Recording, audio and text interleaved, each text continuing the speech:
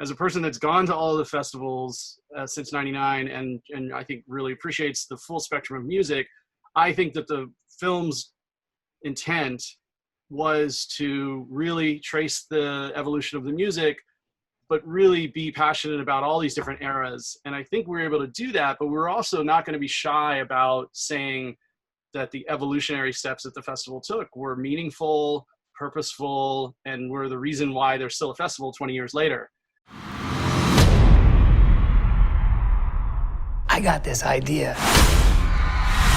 A big festival in the desert. Some people see Coachella now and they think, oh, that's a no-brainer. Coachella's beautiful, right? It's easy. It was pretty much impossible.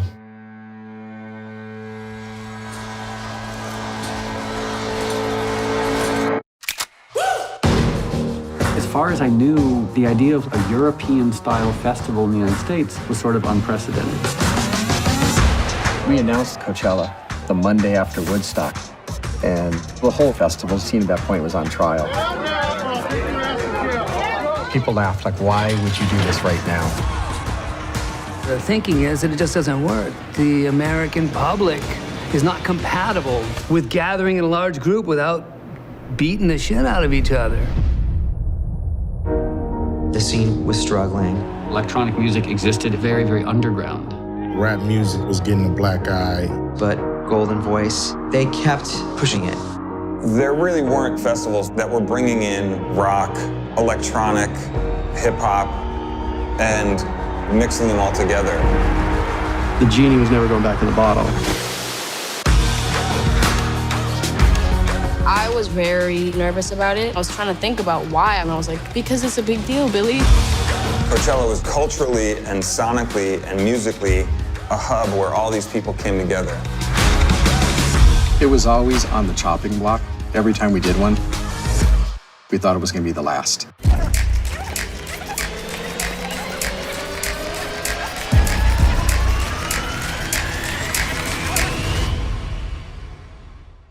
Hi, welcome to Paley Front Row, presented by Citi. I'm Lyndsey Parker, music editor at Yahoo Entertainment, and I am delighted to be your host for this special Paley Front Row conversation honoring the YouTube original documentary, Coachella, 20 Years in the Desert. This program is presented by the Paley Center for Media, a nonprofit organization dedicated to honoring excellence in television through education programs, great conversations with the stars and storytellers of the critically acclaimed series like the one we're celebrating today, and the preservation of television's creative legacy through the Paley Archive. To learn more and to become a member, please visit paleycenter.org. Today, we are thrilled to welcome, without further ado, the members of the gifted creative team of Coachella 20 Years in the Desert. Joining us are Margaret Burris, Development Executive for YouTube Originals, Ali Rivera, Head of Artist Partnerships and Live Music at YouTube, Raymond L. Roker, Executive Producer, Chris Perkel, Director, and YouTube correspondent Nadeska. Thanks for joining me today, everybody. Hey. Oh, thanks for having us. Thank you.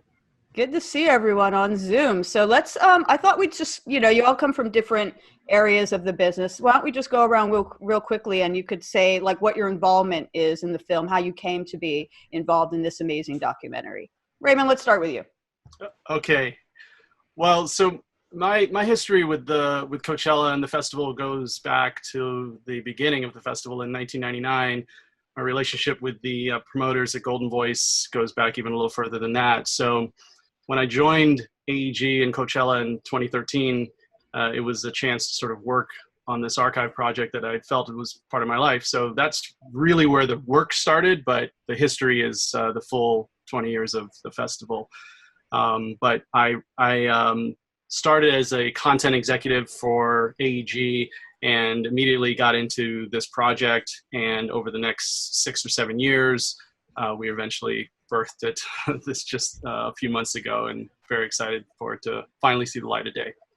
Yeah, I have seen it, and it's amazing. I was waiting for it for a long time. I've been to every Coachella since. I didn't go to the 99 one, but I've been to every other one since. So it was definitely a wonderful walk down memory lane. Chris, how did you get involved as director? How did you sign on?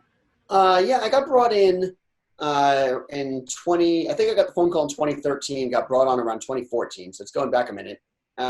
And at the time, Raymond had come on, and Golden Voice was looking to find ways to make good use out of this archive that had been compiled over these years.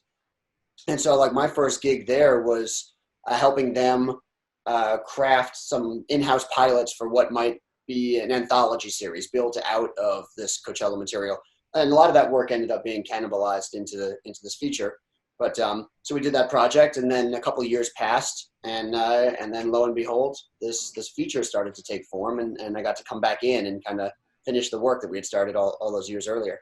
Wow. And Ali and Margaret, you come from the YouTube side, and I think YouTube was such a perfect place to premiere this documentary because so many people, you know, there's a term called Coachella, where people who just can't be bothered to get out to the desert, you know, they watch Beyonce. That's where a lot of people they see Coachella on YouTube anyway. So it was the perfect home for it. So how did this partnership come to be? I can jump in if you want from our side, I think. So I managed the overall partnership with Coachella, did the first stream when we launched in 2011, been working really closely with Raymond and team for years. And so, you know, it's been just incredible to watch the years of progress of Coachella on YouTube and the global phenomenon it's become. I think what a lot of people don't know is that the live stream is up for just a short period of time. And there's these majorly iconic performances that for the most part have sat in the vault for a long time. Yeah. Usually do the live stream and then it's followed by a rebroadcast. We clear some VOD clips that are up for a period of time, but so much incredible content is really, has really been kind of held for this big moment. And so it's been fun for me, although not on the YTO side of things, to really be part of the years of building up this great content and to see it finally come to life as part of this doc. Awesome. And Margaret, do you have anything to add to that about this partnership? Sure. I mean, from the YouTube original side, so we are able to create content, work closely with partners like AEG and Golden Voice to create content. And so along with Ali and talking to Raymond and finding out about what they were doing with the anthology and just knowing this incredible partnership we've had and all this content that they actually came in and pitched it properly, and, you know, YouTube Originals glommed on immediately. And this has been a passion project for them, and also has become one for me in the past couple years as we've seen it kind of come to fruition, not only working with the archival footage, but also being able to shoot 2 actual years of the festival with this documentary in mind, which really brought it to light and brought it to a place. And kind of as a creative executive, I just help usher and push their brilliance along so that, you know, we can click the button and launch it. So that brings us to Nadeska. You are in the film, right? You were a correspondent for the film. How did you get involved, and what was it like to participate in the film? So I've been covering music and hip hop specifically for about 12 years now. And I've been a huge fan of Coachella from afar because for many reasons I was never able to attend. So I was one of those people who was always tuned into the stream, and it was really exciting, always something I really, really looked forward to. And a couple of years ago, Raymond reached out and asked if I would be interested in coming on as a co-host of the live stream, which was just one of the craziest experiences of my life. I didn't expect it. And of course, it was the year Beyonce was headlining, which was just a surreal experience. And so it was really amazing, and I was excited to be invited back again in 2019. Very cool, a lot of fun. And Coachella really feels like a family, so I really enjoyed working with the team there. Where were you standing when Beyonce played? Like, how close were you? Were you there? How close was I? So I got to do a drop on the stage before she performed, and then I had to run off. It's all kind of a blur. I was somewhere screaming. That's really all I can remember. That's pretty insane. So I think I've sort of semi-answered this question, but obviously there are certain things that have to be in the film. I mean, we're talking 20 years, and I don't even know how many hundreds of artists, maybe even thousands of artists that is, and so many hours and hours of footage. But I'm curious, I'll start with you, Chris. When you're thinking about the iconic moments that absolutely have to be in the film, I guess we've sort of spoiled it already. Beyonce obviously had to be in there, but like, what were like the touchstone moments where you're like, no matter what it takes, this footage needs to be in the film? Well, that is how we started. We knew we had these like tentpole performances that if you didn't have in the film, it would be hard to present the definitive history of Coachella. And, you know, we had an advantage of having started a few years earlier on those in-house, you know, anthology series, that we had a good framework for what really had emerged as being the things that were, threshold moments in the history of the festival. So you needed something from, 99. You knew that. Daft Punk, 2006, everybody, refers to as a seminal moment in the history of not just the festival, but electronic music more broadly. Tupac, you can't talk about Coachella without talking about the Tupac hologram. We knew Beyonce was where it was going to land, because this really seemed to be the perfect end point for this journey the festival had been traveling. And then a handful of other things popped up. I mean, it felt like Rage Against the Machine in 07 was also something that just couldn't be ignored. And I think those are really the primary big tentpoles that we started to build around, and that's kind of how we laid out the architecture of the film, was around those key performances up front. I think it'd be actually fun to go around. I assume everybody has at least gone to some Coachellas, but what for each of you is your favorite moment? It can either be a favorite moment you witnessed in person on the festival grounds, or it could be a favorite moment personally in the film. I'll start with mine, just real quick. I won't go. It's Bauhaus. Bauhaus with Peter Murphy descending upside down like a bat while singing Bela Lugosi's Dead is after Beyonce. That's my, that's my heritage, but that was amazing. And I'm very happy that was in the film, but who wants to start with what their favorite personal moment is? Sure. I have so many, and it's funny, that Bauhaus clip was something that we always envisioned would be in, because I think that was 2005. And we had some semblance of a stream. This was pre-YouTube for us, but we had some kind of a stream that went out.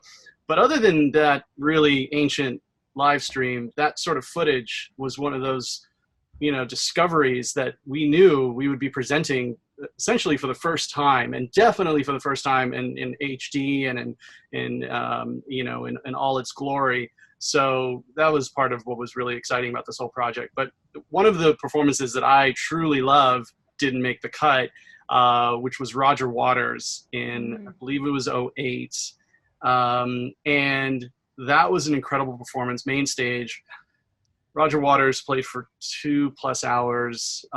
There's a lot of legend that surrounds that with the release of the inflatable pig at the end of it. But what a moment on the field in terms of just the soundscape of the whole thing. It was awesome. You should do a whole second documentary on how the pig got lost, and there was a reward, and it ended up in some neighbor's backyard 20 minutes away in tatters, and they were going to throw it away until the kids said, "Mom, no, that's Roger Waters' inflatable pig." Yeah, that's a good moment. But yes, that was a good moment. But there's obviously many good moments in the film as well. Who wants to go next with their? I'd say the Florence and the Machine show in 2015 where she broke her foot. It was just so passionate all over the place in the coolest way. And there's so many memories where at the time you don't realize just how iconic it is until later on in life. But that was a great one. And I think just almost all of the golden hour shows are just so magical to me. Casey Musgraves last year performing hers during that exact, during golden hour, her album, and David Byrne, all those shows, it's just that time of day, it's the David Byrne one I was there for that. If that hadn't been the same weekend as Beyonce, I think Byrne probably would have been the most talked about really good act of that weekend. It was really good.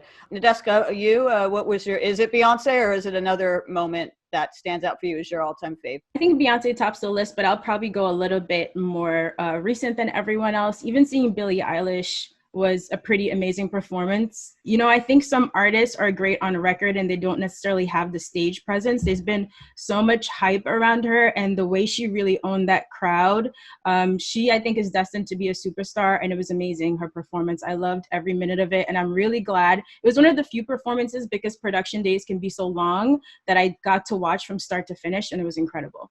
Wow, very cool. Margaret? Beyonce's was the first time I actually was live at Coachella, and so that absolutely blew my mind. From the film, though, what I found really fascinating, everyone talked about Tupac, it was amazing, but actually hearing the history from the hologram artist gave a layer of appreciation other than the wow factor, and this is amazing, that I didn't understand beforehand. That I thought was really exceptional and gave me a whole kind of new appreciation. Absolutely. And finally, Chris. the one who had to sit through so much of this footage, surely it might be hard for you to narrow it down to just one, but what stands out to you? Man, there's a lot, but that Billie Eilish show really was insane to behold. I felt like last year I had as much fun as I've ever had at the festival, because it just happened to be catching a couple of really sort of seminal artists in the act of breaking, which is just an experience I hadn't necessarily had, previously. So seeing that Billie Eilish crowd was just eye-opening. Seeing Lizzo, watching her audience sort of double between the weeks was fascinating. And there's just other like I love seeing Perfume or Mr. Easy. There was just so much diversity and eclecticism last year, that it really reignited the feeling of musical discovery. That was exciting for me. I just had a great time.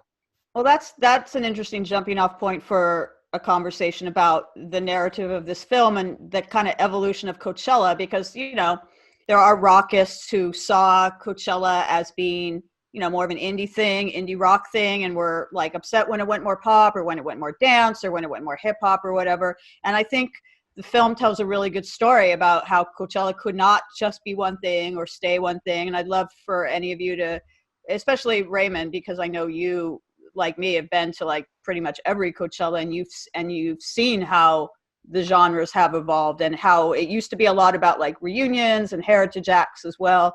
Became more about, newer acts like Billie Eilish. What are your thoughts about how the film tells that story?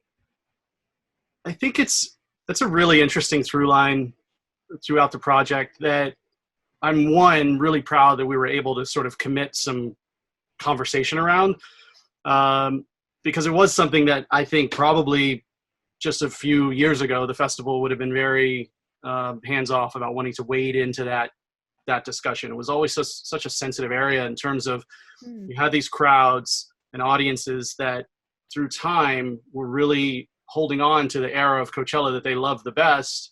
And it was very easy to sort of want to take care of them, right? And nurture that fandom, but also look forward. And that was a very delicate balance. As a person that's gone to all of the festivals since '99, and I think really appreciates the full spectrum of music, I think that the film's intent was to really trace the evolution of the music, but really be passionate about all these different eras. And I think we were able to do that, but we're also not going to be shy about saying that the evolutionary steps that the festival took were meaningful, purposeful, and were the reason why there's still a festival 20 years later. We wouldn't have been, Coachella wouldn't be what it is, and it wouldn't be where Beyonce played if it was just trying to be what Coachella was in '99 and just be the indie festival it was in 2005 or any of those. And I really do think that where it's at today is a fantastic representation of where culture's at. But I feel like you don't need to have necessarily, if wherever you got off on that evolution, you can rest assured that there was a place for that to show up in the film. But at the same time, that's a magic moment for you, and we don't want to take anything away from that as much as we want to look forward. So I think I was about telling the story truthfully, but also not being shy to say, listen, there's a reason why hip hop and R&B are so prominent today, because that is really the sound of this generation. We're just talking about Billie Eilish and whatnot, who blends all of these lines between all of that. And I think that's really the tapestry that the festival should reflect, but we can have fun and also look back at Rage and Bauhaus and all these other bands. Chris, did you, being the one that, shaped that story, do you have anything to add about that? No, I mean, Raymond put it really well. I mean, it's something that was discussed a lot in, not necessarily in those terms explicitly, but that was the agenda, was to use the festival and the film about the festival as a prism to kind of understand the evolution of music over the past 20 years. And through that, the evolution of popular culture more broadly. And Coachella is really unique in its capacity to serve as a prism into popular culture and music culture, because, it is a snapshot of what's happening in music every year. And so having this incredible archive in front of us, really was just like an annual time capsule that we can dig through, every year and try to, make connections and see how these movements kind of, swell and ebb and intersect and all of that. And, we wouldn't have wanted to, you couldn't tell the story without telling the entirety of the story, which means accessing every one of those periods. And what was also pretty interesting too is just by fate, right? Chris had talked about earlier how we really started working on this project in I arrived in 2013. Pretty much the project was sort of the first thing on the docket. So by 2014, we were already cutting and creating narratives around the history to date. And now, the festival comes out 6 years later, and several things happened that made that story so much more complete, right? Dance music sort of had its crescendo in some ways, and gave way to hip hop and R&B to sort of take over the festival. And then, of course, you had the emergence of things like Bad Bunny and J Balvin and all of the new acts, and Blackpink, obviously, that came through in 2019. Without all of that, it would have been a very different film had we released it in 2016 or something. So I'm really thankful for how the 20 years actually ended up being quite a representative story of 20 years of music culture. Exceptional, you can kind of go into the comments, which I dig in probably too much. And that's where you can find, there was a lot of talk about Blackpink. There was a lot of talk about J Balvin, Bad Bunny. So even if you're not looking kind of at the specifics of what was happening, that's a just kind of a microcosm of what's happening in the world and who's watching all around, which I find pretty exceptional and kind of a cool thing about YouTube and Coachella partnering together in this like global way. Very cool. So we're talking a lot about the music, and that is why I love this documentary so much. Is we were talking a little bit about any kind of backlash or people not liking how Coachella evolved. And I think, do you think that for a while people kind of forgot that Coachella is really like the biggest music festival in the world, because there is a lot of media coverage on the fashion there, the celebrities that show up that are spotted there. And I feel like this documentary recentered the story where I want it to be, which is on the music. Was that something that was important to you guys, is to sort of, keep the focus less on the celebrity culture that comes with Coachella? Well, I'm sure Chris has some thoughts here, but I'll offer mine. So it wasn't a pronounced POV that we wanted to have, right? We didn't set out to say, we want to reset the conversation. The history speaks for itself, right? We were really just sort of wayfinding throughout sort of the known history, and then all this more esoteric and unknown histories that you couldn't have known unless you were sort of sitting in the room or on the stage or something. But we did consciously, I would say, we didn't chase after the last sort of 3 years of influencer culture, which is really the last 10 years, but the intensity is really ramped up, of course, in Instagram generation, because in some ways I think that's a whole other story, right? And that's maybe for another telling. Yeah. We didn't really consider that the same. Obviously you see a little bit of that reflected in sort of the fans, but we never felt like that was a missing piece.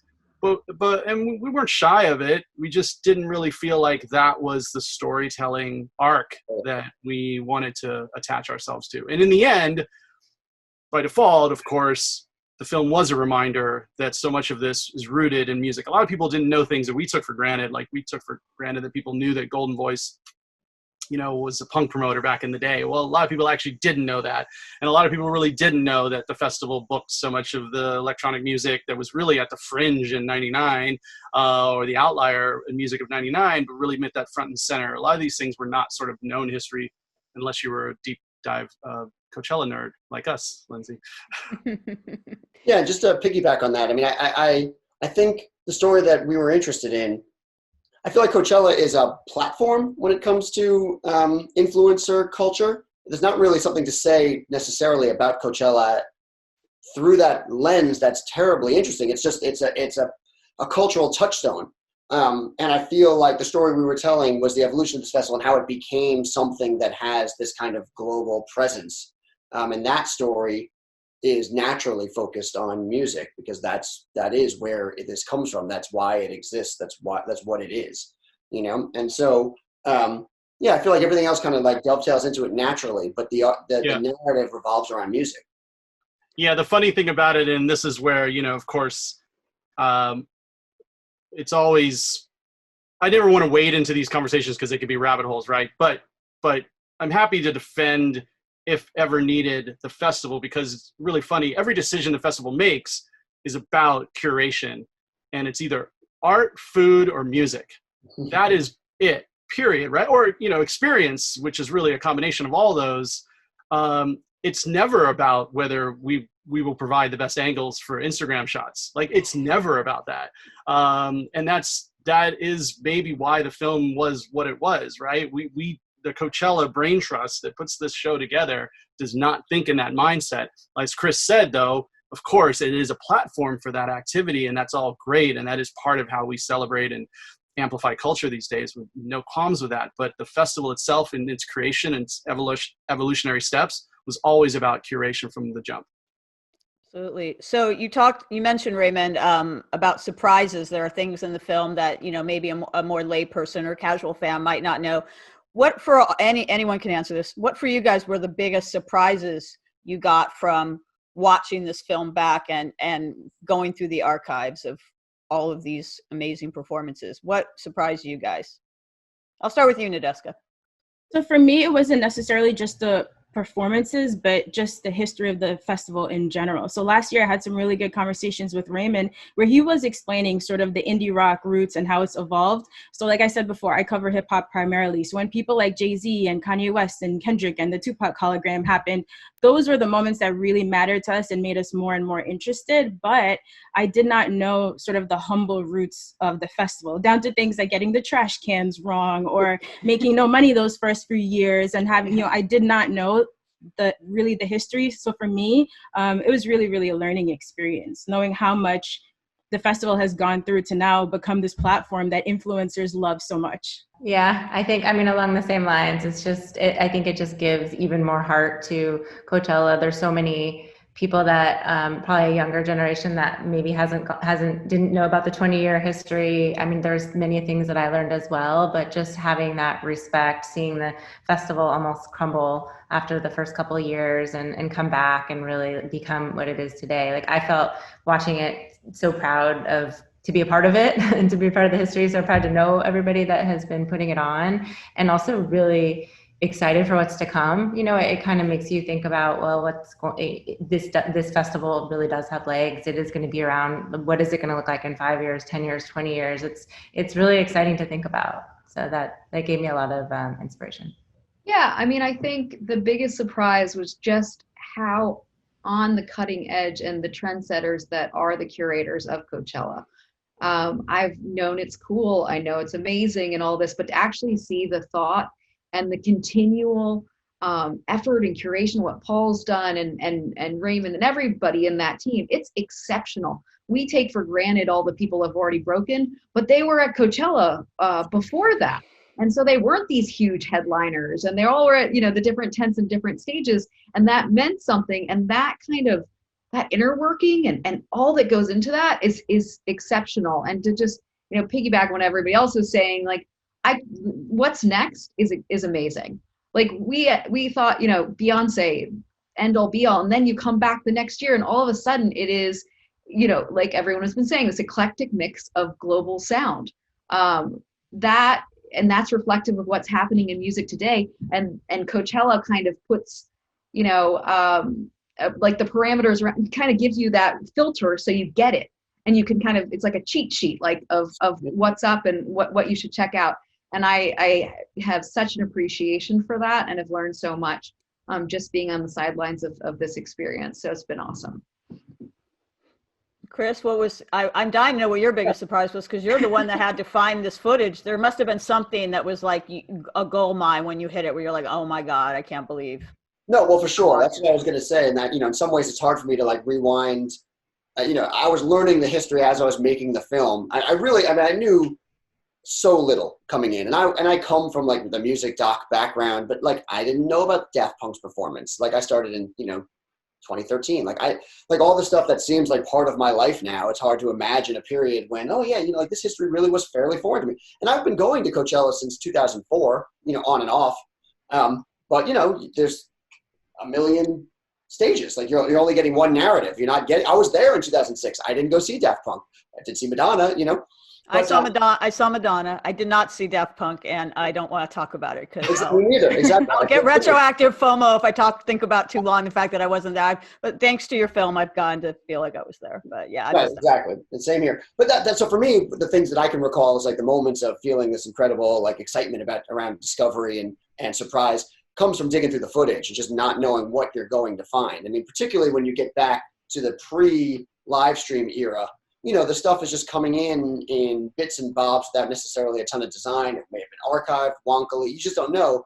And so, you'd be doing things like you'd see one camera of Kanye 06 on stage and you'd see it pan and you'd be like, wait a minute, there's another camera in the photo pit. Like, so where is that? And, you have to like go on these like archaeological digs trying to find stuff. I remember having cut like the first pass at the Daft Punk performance and then someone coming like running in the room like, we have another angle. Okay, another great. view of the helmets. Stop everything. And what people don't necessarily appreciate unless you're kind of in the room cutting it is that like there was to be no Daft Punk footage. We were not allowed to film. We were not allowed to film Madonna.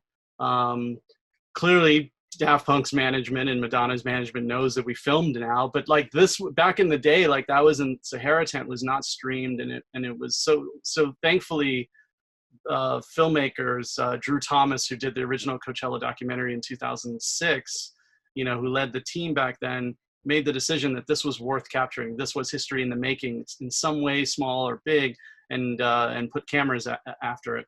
But I was going to say one of the, there were surprises as much as I knew, and I probably knew more than anybody in terms of like spending as much time with with the archive. But it was when we sat down with some people. I remember A-Track in particular, we were done with the interview and I had interviewed A-Track and I said, any closing thoughts? And he goes, Tiesto, main stage, 2010, that changed the game. And I was like, it was such a surprise that A-Track would point to Tiesto, but then it was also, I hadn't really thought about how important Tiesto in 2010 was for the evolution of dance music on the main stage. So it was even with a bank of knowledge, artists and other interview subjects were presenting back to us some really interesting ways to look at the history. And that ended up being a pronounced part of the film. And then Pasquale from Insomniac ended up, backing that up as well. And when you hear it from a couple of sources that, didn't collude on it, you really start to see the history shape up for real. For me, the biggest surprise was, obviously I know Coachella started in 1999, October 99, but I hadn't put the math together until I watched this film that was very shortly after Woodstock 99. So no one was thinking that festivals were like a good thing to get in, like a good idea. And that was really interesting to me because I do think people forget that Coachella was not a huge success off the bat and that it did not, that there were a lot of factors working against it at the time. So I thought that was really interesting for that history. But speaking of Woodstock, I'm thinking of famous concert films or festival films, and obviously the one for Woodstock 1969 comes to mind. And I'm curious, Chris, like where you say you've worked in you're in the music doc world. What are like the documentaries, like the aesthetic, music documentaries, concert films that sort of inform the aesthetic of this film for you? I don't know that any really did. I mean, in so much as like, I have, tons of music docs that I love. I love Gimme Shelter. Like I was just rewatching No Direction Home. There's 23 for Stardom, you name it. There's a million great music docs. But I feel like kind of like the stock and trade kind of background that I came from, I edited Pearl Jam 20, for example, which was, I remember when I was working on that film thinking like, I bet you this is the first or one of the first artists to reach a certain stature who came up in an era where you could reasonably expect much of their shows, even in their infancy, to have been captured in some way. You know what I mean? So like they had a roadie with a VHS camera, kind of shooting back then. And so I felt like, from this point forward, kind of docs are going to have this more, music docs are going to have this more of a collage kind of approach to it. And this was like the ultimate expression of that. Like this was going to be based on this giant, this petabyte, of footage that existed. So a lot of the aesthetic was going to come from the material that was already in the can. We went out and we had a team that was shot with, with intentionality, trying to get beauty stuff. And, we had things that we knew we wanted, having gone through the archive, seeing places where we were lacking and whatever. But as a collection of performances, you know, really our job was to find ways to just position those performances and create a platform and an infrastructure around them to make them play, to do justice to the experience of watching them, and to provide kind of a narrative context so that you can continue to like appreciate where they fit into this broader history. Interesting. So obviously we've been talking about how the documentary premiered on YouTube. So we have to address the timing of its premiere. When it premiered in April, it was the weekend that, you know, if things had gone better in this world, would have been when the real Coachella would have been playing on YouTube. But Coachella got postponed until 2021 for the obvious reason. So there must have been, I mean, it's bittersweet. There was a part of me when it came out that was like, yeah, I have something Coachella to watch. You know, I could still feel like it's Coachella weekend, you know, virtually. But of course, there was the bittersweetness of what was beginning to unfold in the industry and the concert business and the festival business. And we've talked a little bit about, you know, what our hopes for Coachella, you know, once it's back on. But yeah, could any of you talk about like the emotions or the bittersweetness or the significance of this film premiering at a time when people were starving for live and not going to the desert in person? You want to tackle that, Ali? Go for it. Yeah, I'll take it. Because I've been working on all the live COVID programming for YouTube, and it's been just a wild ride these past few months. Yeah, I think, you know, there's a lot of back and forth, like, is it the right time to do it now? Are people going to be sad that they're not watching the live stream? But I just felt like it was so perfect. It's a great something nugget that we could give. It was not more than a nugget. It was just this really beautiful piece of work that we were able to provide. And one of the trends that we're just seeing overall with COVID is that there's this desire. Usually YouTube is this place where 3 to 5 minute clips are consumed and people don't really want to sit around and watch. And with COVID, probably because everyone's was stuck at home, there's just this desire to really like lean into long form content. And so we've been just noticing more long form viewing, but also a lot of artists are putting up content that is like a legacy concerts from The Who, Rolling Stone, like just some really legendary artists, and the fans, just giving fans a treat. And fans, I think, are really looking for that comfort and nostalgia of this old music that, you know, reminds them of a better time. So for me, it was just the perfect moment because, you know, it was Coachella that people love and wanted to be at and couldn't be at. It's this content that, you know, people haven't seen before and songs they know. And it just felt like the perfect marriage of everything for what we had to work with. For me, it was the best. And I think like, it has such a long shelf life, right? Like we had that weekend, it's up, it continues to get pushes and people watching, and it'll be there when we do Coachella again on the channel for people to keep reliving. Yes, I was all up in my feels because, you know, having been someone like I mentioned to you, Raymond, who's been to most of these Coachellas and has witnessed a lot of these moments firsthand, and, you know, being in a position right now to not be able to see live music, certainly not on a scale like that. You know, it definitely was a bit emotional for me in that moment to watch the documentary, but I'm curious about any feedback, positive feedback, obviously, that you've gotten from fans about how this festival really touched them or, you know, scratched that itch or, you know, tapped into that nostalgia you were feeling. That's been the most rewarding thing about all of it. It's been, you know, it was an indication that we had done a good job with producing this project in a way that was, you know, that we could all be proud of, that the fans could be proud of, that we could be proud of. And it's such Coachella is such a personal and meaningful experience for so many people, especially for those fans that are, you know, on Reddit or follow us on the live stream or for years have been fans. And, you know, and even though we couldn't have only created with them in mind, to have gotten such great feedback from those types of fans. And then from all of these surprise angles from folks that, you know, I work with at AEG and others that, you know, would not only say they really enjoyed the film, but would also give a story about how they met their significant other there or how they just remember having the best times, you know, camping for the first time at Coachella.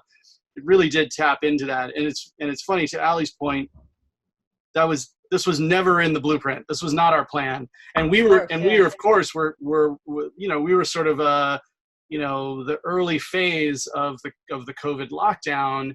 So we had no alternative option for festival weekend. Like there was no other plan for, I mean, yes, we could have put bits and bobs of content out, but it was like, we were fortunate, I want to put it in quotes, that we had this film, but it ended up being like the best thing we could have ever possibly come up with, so in that regard, it worked out really well, but I never guessed how much it would touch people to feel like it almost was the perfect plan. And and I guess with all this dark cloud that is COVID, we did land on something that gave people, the warm feels, and that we're happy about. Chris, did you want to add to that? Yeah, no, I mean, all of that. And, I felt like, as Raymond said, obviously, we had no idea this was the context into which the film was going to be released. And in fact, in the period leading up to it, as felt like live events were the canary in a coal mine, as in terms of seeing the effects of what this shutdown was going to be. It was feeling pretty devastating that the festival around which the launch of this festival was going to be tethered was no longer going to exist. And we'd worked on this for so many years, and is this just going to be released into a black hole and just be lost amidst, things that are admittedly far more important, going on in the world. And to see how it landed really was super gratifying. I mean, I felt like we knew that it was going to be nostalgic for people, because people have such strong emotional relationships with the music that means something to them. Mm-hmm. And it felt like this ended up becoming, in some ways, like a love letter to just the live music experience more broadly than I think we could have imagined when we were making it. And that played really well. And I was just proud. I mean, I felt like, Coachella can be an easy target because it's popular, and because it speaks to youth culture. And so there's just a lot of ways in which people can find angles from which to try to be very dismissive about what's happening. And the feedback was just so uniformly positive for this. And I feel like, if we had taken, any misstep, people would have exploited very easily, because it's fun to make fun of things that people like. And again, the response was just so warm and emotional. It was just it was very satisfying for us. And we're just appreciative that it's landed so well. People care about it. Same. So obviously fans can watch it on YouTube. It's called Coachella 20 Years in the Desert. It's on YouTube now. Margaret and Ali, I think Ali, you sort of touched on it, but how does this film sort of fit within YouTube's overall music content strategy or offerings, like what other type of originals in the music realm can we look forward to? Because we all need things to binge watch now. We all need content while we're at home. Well, from a YouTube, I can speak to a YouTube original side. Ali can speak to a larger kind of music context. Originals has had the opportunity to partner with tell some amazing story. A lot of them are kind of authentic first-person documentaries, starting with things like the Demi Lovato doc we did a few years ago. We did a doc with Mark Ronson. So these are things you can all watch for free on YouTube right now, because most everything is in front of the paywall at this point. We also did we've done some incredible live events. There was an extraordinary live in Jordan with Coldplay around their new album that is still amazing to listen and visually experience. We've done documentaries with legacy acts like Johnny Cash and larger acts like Justin Bieber.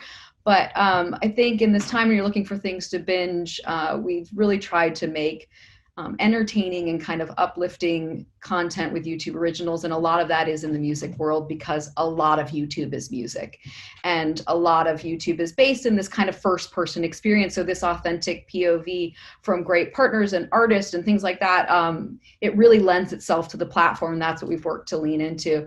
Something to look forward to, we've partnered again with Demi Lovato to do a 4-part docuseries that will be coming up. So keep looking for that. And there'll be other things that are in development now and moving forward that we're really excited to share.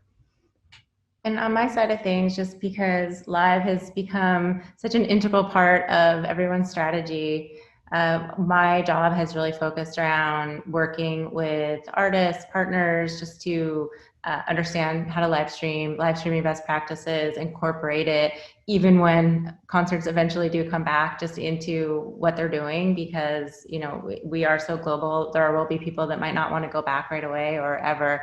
So really creating an even bigger, more robust live platform on YouTube, and just working really closely to make sure that everything, when artists are releasing music, that a live moment is part of that, and also working with them to help recoup all the losses right now. So finding alternative revenue streams through live streaming.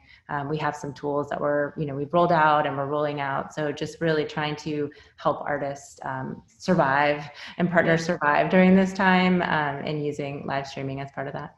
Well, I'm sure everyone is appreciative of that. I'm very thankful for that. We've run out of time. The film is called Coachella 20 Years in the Desert. I'll end with one last question for anyone who wants to answer. What would be your main takeaway you would want someone who's watching this film to walk away with? I would say culture changes, and that's a good thing. I feel like, the evolution of the festival to me is the evolution of the broadening and widening of perspective and experience, in the arts. And I think culturally we're seeing ourselves, move in that direction. And you see that on those stages, and the people who really bemoan the change in culture because they lack, they no longer have the same association with the artists that are, up on stage, I think are just missing an opportunity to continue to evolve. I agree.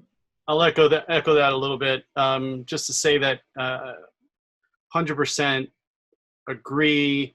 My career has been looking at music through the lens of culture and politics, and cultural politics, and to see the film come together and see the history and the arc of the music to reflect so clearly back to the mood of the country, the mood of culture, where we are as a community of fans and people, just sort of is a resounding affirmation of the connectivity between music and culture. And so I think if anything, it's trust the music. The music is a reflection of where we are as a people, and I think the film really represents that in a lot of ways. Awesome. Well, I think that's trust the music. I think that's a good way to end things. So thank you so much to all of you for joining me. This was a wonderful treat to talk about this amazing film. And thank you to everybody watching. Thank you for joining us for this special Paley Front Row presented by City Conversation with members of the wonderful creative team behind Coachella 20 Years in the Desert. You can learn more about the Paley Center by visiting paleycenter.org. Thanks, everyone, and be safe. Take care. Thanks for having us. Thank you. Thank you.